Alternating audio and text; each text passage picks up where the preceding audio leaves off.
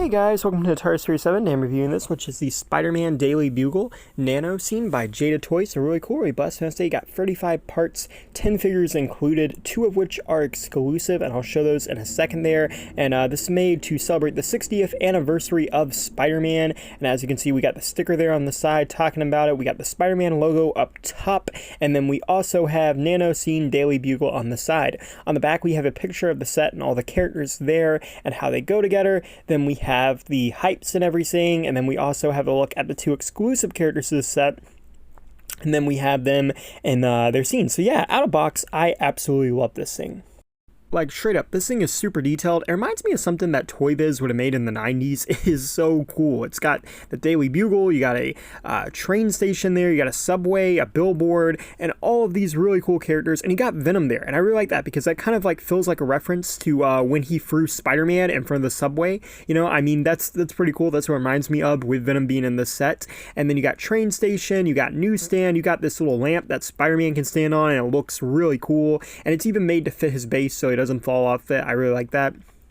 You got this newspaper stand that is selling copies of a Spider-Man paper in black and white, which is pretty cool. And you can even put Jameson back there. I don't know why he'd really be back there, but you could put him back there if you wanted to. And then you got the billboard. The train is removable. The train is the only thing that I kind of don't like about this because it's so big, it's so wide. You can see the windows in there. You could put characters in there, but there is no way to open this. And I feel like that's a totally missed opportunity. But other than that, I do like it. And as you can see, there's a little space where you can put Venom in there or one of the other characters, like he's busting through the wall, have him walk down the trains, and then there's these bumpy things, and they actually feel bumpy, like, you know, like you'd see in a subway. And I think that's really cool. Like, there's a lot of detail in this set, and we just put him back on here. And now the train derails very easily, so that's the only issue. But it does move, it does go back and forth. I like how it's not just molded in place there. I think that's pretty cool. And then you have the details on the side here with this wall busted out again like the other side, and it looks like there's almost this detailing in the steps too.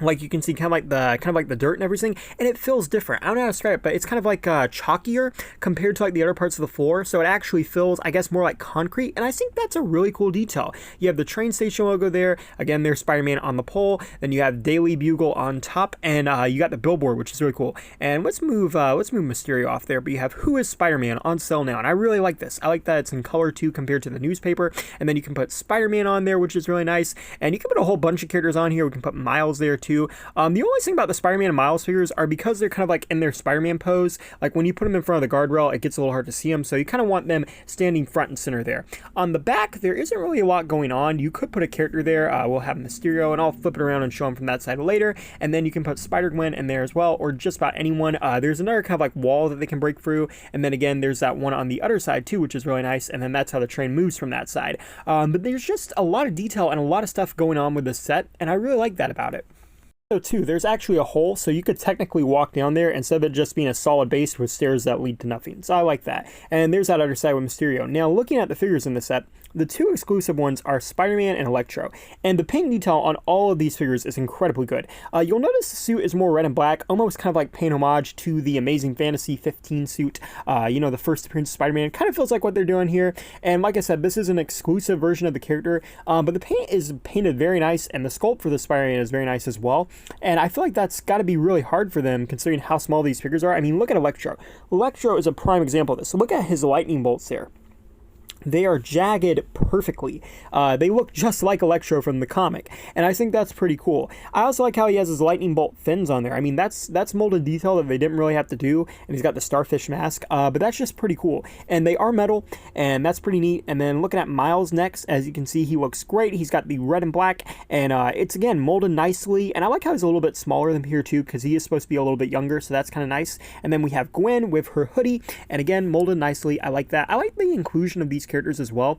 That's pretty nice. Then we got Spider-Girl there, and again, some nice molded detail. And even though the paint apps from afar look a little weird, like the fact that they're painted and applied so nice on such small scale figures, I think is really great. And a shining example of that is J. Jonah Jameson. I mean, his eyes, his mustache, his hair, as you'll see here, it's all painted very nicely for something this small. He's also got a newspaper in his hand, and he's got his tie, and I really love that they include him in this set. I mean, I know he kind of has to come with it being the Daily Bugle, but it is pretty cool to get get him. And then we have the Green Goblin here. And the Green Goblin is another one who they have just done perfectly. The details on the eyes, the yellow, the black, and then even the mouth there is just so good. I mean, look at that grin. And it's even got chainmail on the sides of him there, and he's got a pumpkin bomb. The only thing I wish is that they had maybe painted his base a different color so it could like kind of be his glider. That would have been pretty cool.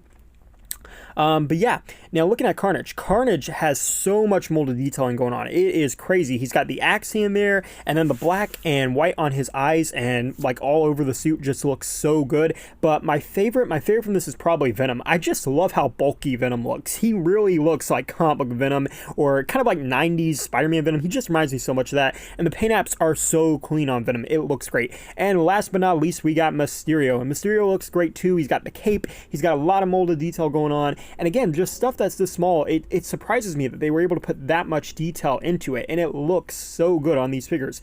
Overall, I absolutely love this set. This thing retails for $25, and at that price, 10 figures and this amazing display, this thing is an absolute steal. I love it. Thank you for watching. Please rate, like, and subscribe.